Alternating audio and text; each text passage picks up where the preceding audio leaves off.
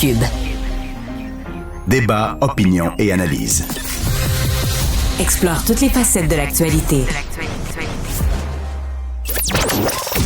Les drôles se font troller. Avec Jean-Denis Scott. Enfin, Jean-Denis Scott va venir m'ordonner le sourire en amenant une petite lumière plus positive sur l'actualité du jour. Bonjour, Jean-Denis. Comment vas-tu? Ça va pas pire, et toi? Oui, ça va bien. C'est drôle parce que tu dis redonner un sourire, mais je vais vous parler de Donald Trump et ça, c'est pas toujours synonyme.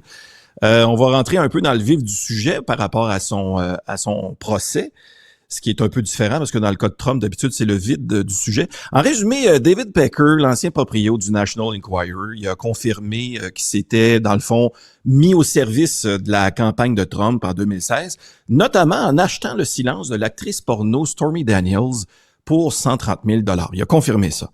Et là, selon mes sources, quand François Legault a appris que tu pouvais appeler le boss d'un magazine à potins pour acheter le silence de quelqu'un, il a appelé le boss des sondages légers pour lui demander de se former à trappe. Ça, il aimerait ça qu'il n'y ait pas de truc qui coule là-dessus. David Pecker a révélé qu'en 2015, après l'annonce de la candidature de Donald Trump à la Maison-Blanche, il le voyait plus fréquemment, peut-être une fois par mois. Donc, finalement, Trump voyait Pecker plus souvent que Melania. Ça, c'est le premier constat. L'autre chose, c'est que, selon nos sources, Trump aurait admis à sa femme qu'il avait fréquenté l'actrice porno, mais que c'était juste pour ses articles. Alors ça, je ne sais pas si c'est vrai, mais c'est ce que la rumeur dit. Selon l'avocat de Donald Trump, Todd Blanche, les paiements que son client a faits sont légaux et il dit même y avoir vu le fonctionnement normal d'une démocratie.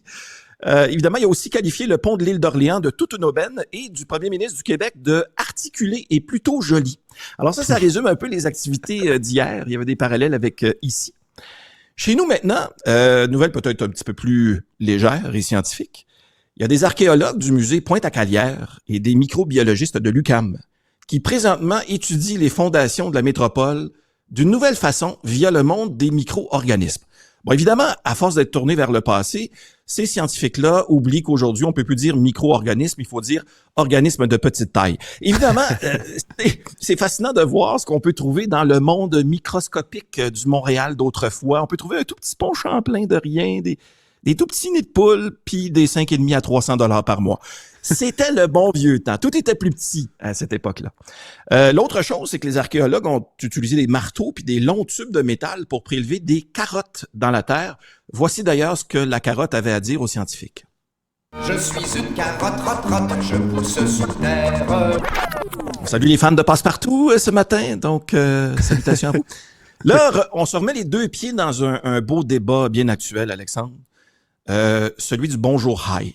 Alors oui. Ça, on pensait que c'était plus ou moins terminé. Ça l'est pas. Il y a la mairesse Valérie Plante qui croit que de dire le fameux bonjour high dans un commerce, c'est pas nécessaire et se dit même préoccupée par l'augmentation de cette formule-là dans la métropole. Pour elle, bonjour, c'est assez. C'est sûr que par définition, à la SQDC, par exemple, quand tu dis bonjour, c'est forcément un bonjour high, mais pour elle, ailleurs, bonjour, c'est assez. Et elle dénonce aussi la prolifération, selon évidemment les recherchistes des trolleries, elle dénoncerait une prolifération des dérivés de la formule bonjour high. Par exemple, pour les personnes non-voyantes, le bonjour braille serait de plus en plus populaire. Ou encore, pour les rencontres Tinder, le on fourre bye. Ça, là, ça commence à être un phénomène assez inquiétant. Pendant ce temps-là, dirigeons-nous vers une grève de la SAQ. Et si c'est le cas, ce sont les cadres qui vont assurer le service dans les succursales. Il y a même un employé qui aurait déclaré que de se faire conseiller de l'alcool par un boss, c'est un turn-off. En fait, il a dit « Quand un boss me vend de l'alcool, je contrebande ». Alors, contrebande utilisée de façon libre ici. Les employés ont choisi leur pastille de goût, Alexandre, amère et aigre. C'est ça la combinaison ces temps-ci pour les employés. Les spécialistes de l'accord mets et vin ont tenté d'en arriver à un accord mets en vin. Ça n'a pas fonctionné. Oh, là, Alexandre, oui, c'est pas pire, ça. J'en avais pas parlé encore, mais Céline is back. Woo! Oh yes! Céline is back. On peut la voir à la une du magazine Vogue. Ça, c'est un magazine qui paie ses employés et non des actrices porno. Mais là, on voit Céline, tu as sûrement vu la page couverture, Alexandre? Oui, dans un magnifique habit, hein? Oui, un rose poilu, peut-être. On dirait le titre d'un podcast des Denis Drolet.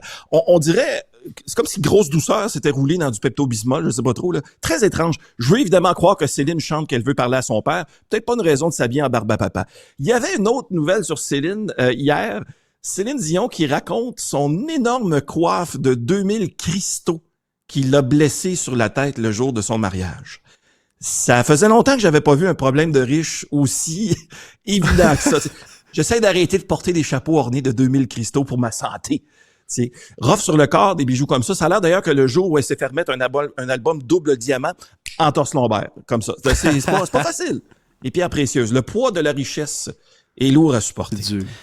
Ouais, c'est ça. Ben, évidemment, sérieusement, on est heureux de la revoir, Céline. Et l'article dit qu'elle voudrait peut-être effectuer un retour progressif sur la scène. On parle de 2 jours semaine au début. Les 3 autres jours, elle va faire ses spectacles sur Zoom. Alors ça, c'est le plan pour le retour progressif de Céline Dion. Et là, je vais terminer avec une nouvelle tout aussi substantielle. On sait maintenant qui sera le nouvel animateur de l'émission Chanteur masqué. Nul autre que Sébastien Benoît. Sébastien Benoît qui a dit avoir pris sa décision après une longue marche dans le bois, marche qu'il n'a pas filmée d'ailleurs. Et là, ma question, Alexandre, c'est le nouvel animateur est-il vraiment Sébastien Benoît?